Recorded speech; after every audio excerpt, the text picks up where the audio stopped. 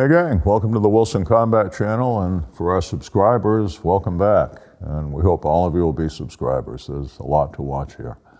And I'm here at Bill Wilson's Circle WC Ranch in Texas. I've been asked to talk to you today about spare magazines. And the reason for that is we invite you guys and gals commentary on all the Wilson Combat videos. And this is one that's come up repeatedly. People asking, what do the experts recommend insofar as carrying spare ammunition? I think virtually all of us would remind you that a gun without spare ammunition is a temporary gun. We don't expect the TV show Walking Dead to become a documentary anytime soon. We don't see you fighting off banzai attacks. And people say, well, I've got a gun like this Wilson Combat SFX9. It's got 15 in the magazine and one more in the launch tube. You know, why would I need more ammunition than that? I can think of probably 3 good reasons why anybody who carries a gun would be well served to carry spare ammunition. One of those reasons is that even though the majority of the time defensive gun usages, what we call DGUs, end with no shots fired at all, something in the range of 90% according to every study on this. When the good guy pulls the gun, the bad guy decides they don't want to perform violent criminal acts on them anymore, and they either surrender or, more commonly, run away. When you have the situations where the shooting starts, every now and then it does go to the far end of the bell curve. People will say the average shooting is 3 shots. We really don't know that because we don't actually have an empirical database on round count of every private citizen use of a firearm in self-defense. We do have the research of our colleague Tom Gibbons. For many years, he led the Range Master training program in Memphis, Tennessee.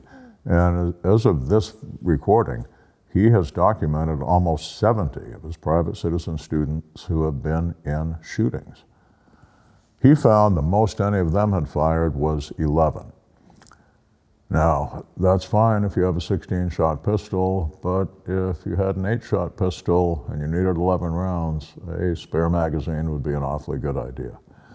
You see the occasional one that does go high volume.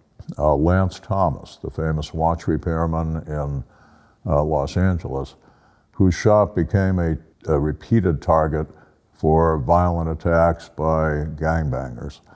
In his multiple gunfights in which he killed multiple armed opponents, he went to as many as 17 rounds per incident. Mr. Thomas was in a fixed location inside his shop. The criminals came to him, as it were, and he had guns staged all around every 3 or 4 feet where he could reach one. If you are limited to the gun that you're carrying, it would be a good idea to have more the better if you're in a situation where you may need 17 shots. So the fact that on the far end of the bell curve, a shooting may go high volume is one reason to always carry a spare magazine. Another reason, and possibly a more likely one, is that the magazine will fail. With a semi-automatic pistol, if you've done a lot of shooting and seen a lot of those guns in action, most of the malfunctions either involve the ammunition or the container of the ammunition. Never forget, your defensive firearm is an emergency life-saving rescue tool. And any emergency life-saving rescue tool has to have the capability to stay up and running until you've finally contained that emergency. If 2 or 3 rounds have caused this weapon to malfunction, we've got to get the dead battery out, get a fresh battery in, recharge the machine, and go back to defending innocent lives. And that's another very good reason to have the spare magazine for your carry pistol. Let's look at a third one that an amazing number of people don't pick up on. It's not at all uncommon for there to be a struggle for the gun. The suspect that you've taken at gunpoint is a desperate criminal, maybe a 3-time loser, and he knows if he doesn't get out of this, he's going to go to prison for the rest of his life and have a really bad time with the boss convicts in the prison showers. And he grabs at your gun. Watch my hands.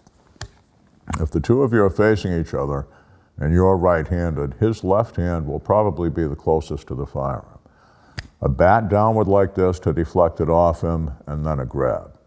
Now, how does that work? Well, let's look at it from the mag release side. See how close that thumb is? I've been teaching gun retention for decades now. Gun retention being the science of defeating a disarming attempt against you. When this thumb hits, very often this happens, and when you bust him off the gun and get your gun back, you have a single-shot pistol, not a 16-shot SFX9 anymore.